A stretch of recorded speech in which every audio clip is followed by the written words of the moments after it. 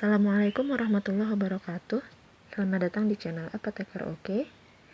Kali ini kita masih akan membahas tentang obat anti epilepsi. Di episode yang sebelumnya kita udah bahas obat anti epilepsi yang terkait dengan GABA. Maka di episode kali ini kita bahas obat anti epilepsi yang tidak terkait GABA. Jadi dia target aksinya tidak ada di sekitar GABA. Obat apakah itu? Ayo kita simak videonya. Nah, jadi di video yang sebelumnya kan sudah dijelaskan bahwa pada penderita epilepsi, jumlah neurotransmitter pemicu lebih banyak daripada neurotransmitter penghambat. Pemicu ini norepinefrin,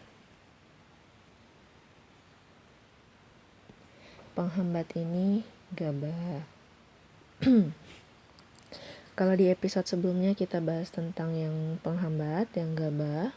Nah, sekarang kita bahas tentang yang norepinefrin. Nah, jadi misalkan ini sel otak, ya kan? Sel otak. Di dalam pada sel otak ini ada namanya kanal kalsium, kanal ion kalsium, Ca++. Lewat sinilah kalsium masuk ke dalam sel, ya kan? Nah,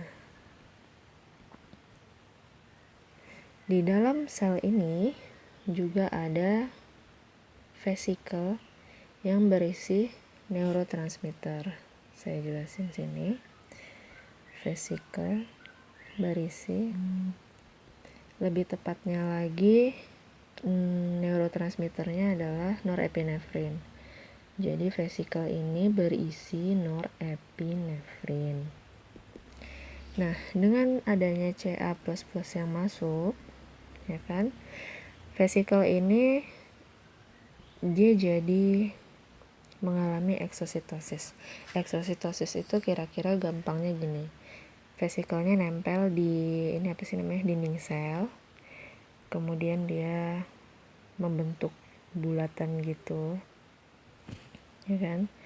Lalu terus bentuk bulat.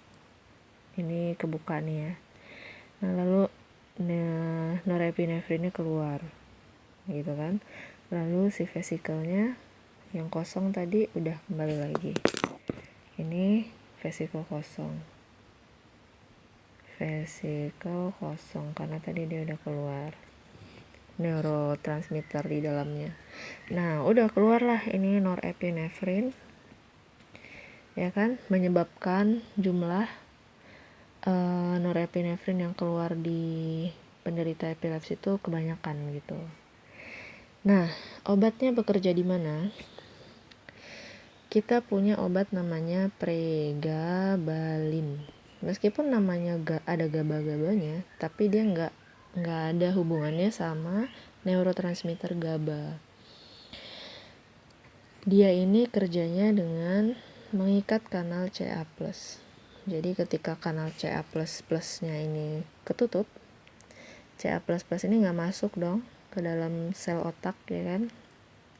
Kalau Ca++ nggak masuk ke dalam sel otak, vesikel yang berisi neurotransmitter dia nggak akan mengalami eksositosis. Ini saya belum tulis ya, eksositosis.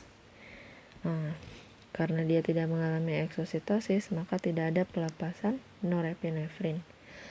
Gitu, dari situlah jumlah norepinefrin pada penderita epilepsi bisa berkurang, sehingga GABA bisa mengimbangi dan akhirnya kejangnya berkurang.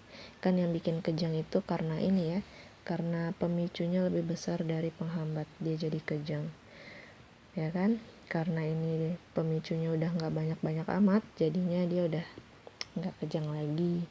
Begitu kira-kira cara kerjanya pregabalin. Oke, segitu aja, semoga bermanfaat. Wassalamualaikum warahmatullahi wabarakatuh.